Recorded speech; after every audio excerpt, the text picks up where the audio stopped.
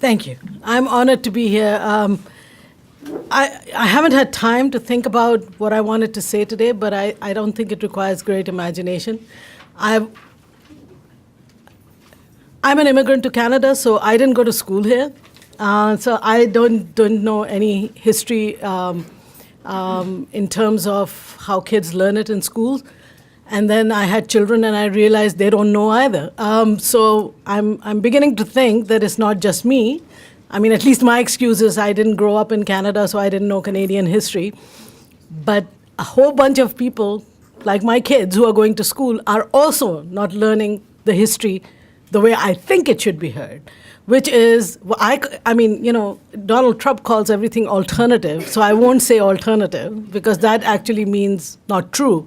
But what I'm trying to say is that there is a mainstream history, there is a mainstream narrative of Canadian national lore, and it doesn't always pay attention to people who it has marginalized. And the mainstream narrative can end up marginalizing people's histories.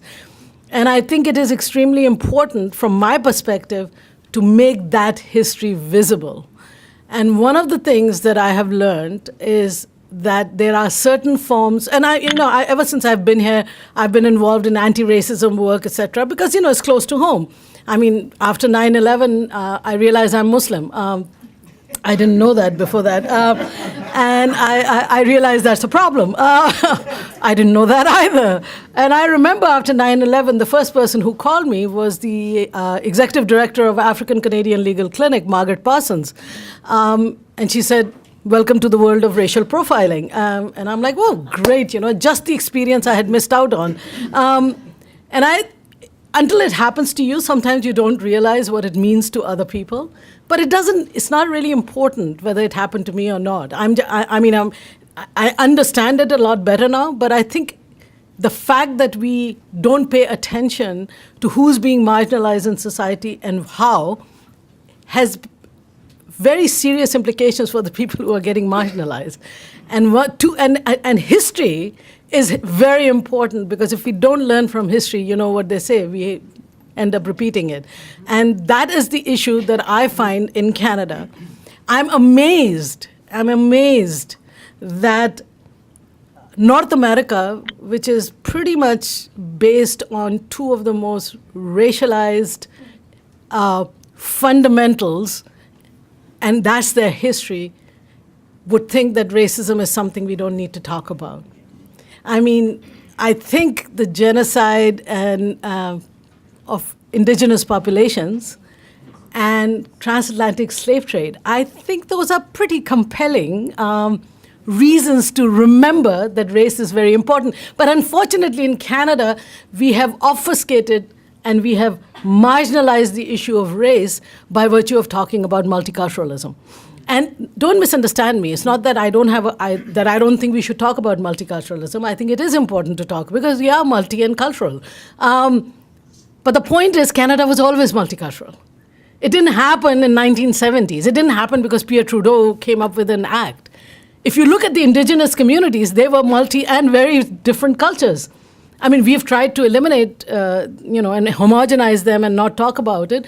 But if you look at Aboriginal peoples and cultures and histories, then you realize that we were always multicultural. It wasn't an invention in 1970s. It's just that we are now, many more Johnny-come-latelys like myself have ended up on this shore. And I always remind people that, you have to be careful. When we come to Canada, we have to plan. It's in the boondocks, man. It's not easy to show up in Canada. Like, I can't just say one day, I'm not doing anything interesting, let's go to Canada. No, I mean, you don't just come to Canada. It's far away. It requires a lot of imagination, and it requires a lot of planning in order to show up here. So, but when you look at the indigenous history, they are the people who have always been here. I mean, and we don't pay attention to that.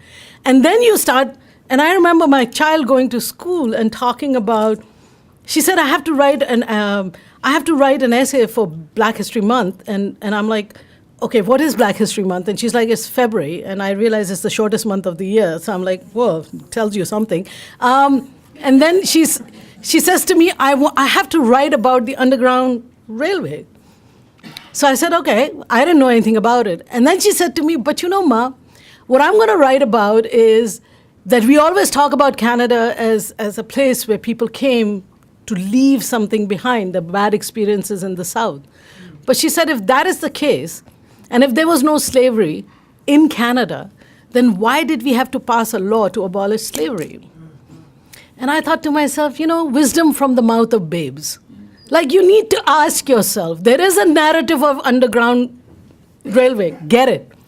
But there should also be a narrative of indigenous African Canadians who've been on this land for generations, not just people who have come now, but have been here for generations.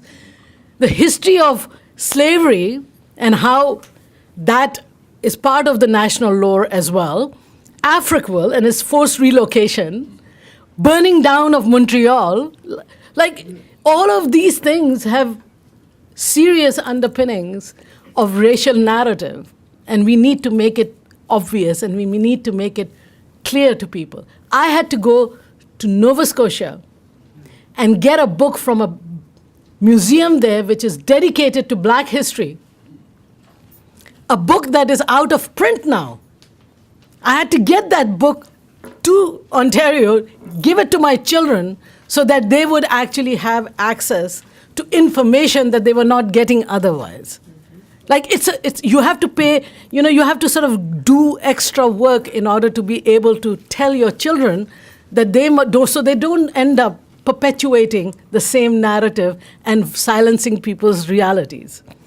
So I'm very glad that Viola Davis is now being recognized. It's about time. But one of the good things that is happening at the city, and I'm happy to say that, is that we have just started a campaign called Toronto for All. It started with the Syrian Refugee Resettlement Program, and there was a backlash against Syrians and refugees generally. So we started a campaign with OCASI, which is the Ontario Council of Agencies Serving Immigrants, called Toronto for All. And it's a poster campaign. I think you might have seen the posters in bus shelters and stuff, which talked about Islamophobia. But the second campaign that we did was anti-Black racism. And this is the first time. I've been in Canada for 20 years. I've been working in the NGO sector, and then for the past 6 years with the city. I have interacted with the city for a long time. We have never, ever recognized anti-Black racism. We talk about racism, and it becomes generic. So everything it's like that horrible movie Crash, that everybody is a racist and nobody is a racist, right? Like, so it becomes, you can't distinguish what racism is actually about. So this is the first time we've acknowledged that there's something called anti-Black racism. So there was a campaign about that, and I think you might have seen the posters as well. But more importantly, what we are doing, which I think is the more significant thing, is that rather than we are having what is called ABR, anti-Black racism conversations in the community. But rather than going to the community and saying, tell us what your issues are, which we have been saying, by the way, for 40 years, right? There are innumerable reports that have been written talking about what people's issues are. So what we have done for a change, thank God, is that we have decided that we are not going to go to people in the Black community and say, tell us your issues, give us your pain, and then somehow we will, do something which never addresses that pain. But we are actually saying, we have heard for 40 years what your issues are. We will tell you what the various reports have recommended. And now you tell us how to build an action plan that we can implement as the City of Toronto. And if there are things in it that other levels of government need to do, we will be the advocates for it. So for a change, right now, simultaneously, there are conversations happening across the city.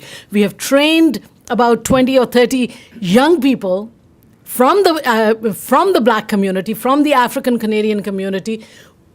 We have trained them as facilitators. They are hosting the conversations across the city with various communities, not to find out what their pain is, but to say, having heard everything for 40 years, having made multiple recommendations that nobody has paid any attention to, what would you like the action plan to be so that we then will be in a position to implement it? And I'm happy to say that, that to me for the first time sounds like something concrete. And I have to admit, I don't care what anybody thinks, Black Lives Matter made this happen. By putting their bodies on the line. And there is a lot of stuff around BLM, oh, they're this, they're that. You know what? Sometimes you need to be young just to be able to push the agenda. I've been doing it way too long, man. I can't do it. And I know, well, some of you can because you're young enough. But you know what? They have put something on the line. And yes, their tactics may not be something that we are all gung-ho about. But you know what? Different times. Nelson Mandela was put in jail. And then he became everyone's hero. I mean, it happens. There are different times. People see different things. People do different things. What we needed right now to galvanize us was young people coming out into the streets saying, we need action. And to their credit, action is happening. So I'm very happy and proud to be part of the City of Toronto that is actually doing something significant. I hope it leads to something positive, and nothing like Black History Month to actually talk about it and hope for a better future. Thank you very much.